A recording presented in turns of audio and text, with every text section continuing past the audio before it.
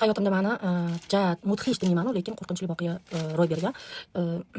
6-sinf bo'lganman o'shanda. 6-sinf o'sha qish payti kurtkalar kiyib yurgan paytimiz esimda bor edi. Yangi qizil ruchka olganman. Sumkamda doim olib yurardim, faxrlanib yurardim shunaqa zo'r qizil ruchka olganimga.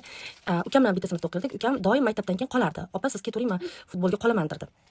Keyin o'sha kuni nima bo'lgan, umrbod hech qachon esimdan chiqmaydi. Parallelniy sinfdoshlar bilan men boshqa yo'llardan ketganman. Uyimdan maktabim uzoqroq bo'lgan. Endi boshqa yo'llardan ketayotganimda to'g'rimdan nima deydi, bo'yi baland o'ris kishi chiqib qolgan, bir sovuq bashara, unaqa xunuk odam emas, keyin shu bilan o'sha kishi aytgan, qizlar 58-dom qayerda degan. Ikkita o'rtog'im biz bilmaymiz deb ketib qolganlar yoqqa. Keyin men ham bilmadim deganimda qarasam 57-dom ekan o'sha dom. Endi bizani oldimizda dom keyin. Shuni orqasida yonida bo'lsa kerak deb aytganman. Voy, anaqa singlim ruchkasi yo'qmi degan. Bir narsa yozib olay degan.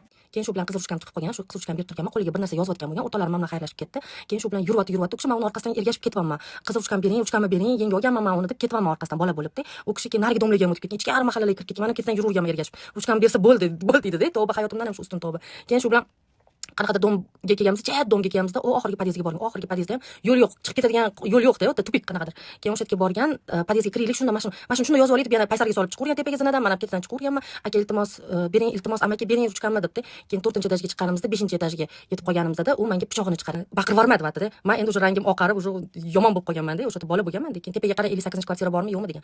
Shunda tepaga qarasam 58-kvartira eski eshik ekanda, eski o'rislarni oldingan nima deydi, sovetskiy eshiklar bo'ladi-ku, shunaqa eshik ekan. Nima qilishni bilolmayman. Как раз shu paytda xudoyimni bilmayman, asraganim meni pastda bitta qo'shni chiqib qolgan. Nima bo'pti, nima shovqin bo'pti deganman, bilmayman. O'zi chiqib pastga tushib ketayotgan bo'lganda ovoz eshitib qolgan, bizning ovozimizni eshitib qolganda, keyin nima bo'pti deb baqirgan. Men ham qo'lidan qanaqa chiqib ketganman, bilmayman, pastgacha dumalab tushganman popkam bilan, kurtkalarimni shu payt qalin kurtkam bo'lgani uchun unaqa yomon tushmaganman. Keyin pastga bir amallab, gupillab, yiqilib, bo'lsa ham pastgacha chopib chiqib ketganman.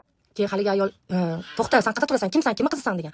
Voy, xolajon, kenayim, hech qilib bilmayman, yaxshiyam chiqib qoldingiz deganman. Qochib ketganman, yo'lda ukamni ko'rib qolganman. O'sha orada ancha vaqt o'tib bo'lgan, u futbollarini o'ynab bo'lgan, uyga ketayotgan bo'lgan. Men uyda deb o'ylaganda, uyga yetib borib bo'lgan deb o'ylagan. Ukamni ko'rib bo'lgan voqeani yig'lab, titrab, nima deydi, hayajonlanib aytib beryapman-da. Keyin uyga kelib, onamga aytgan, onamdan yaxshigina gap eshitganman. Keyin ertasiga maktabga jo'natmaganlar onam. 1-2 kun bormaganman, sal o'zim kelib olgandan keyin borganman.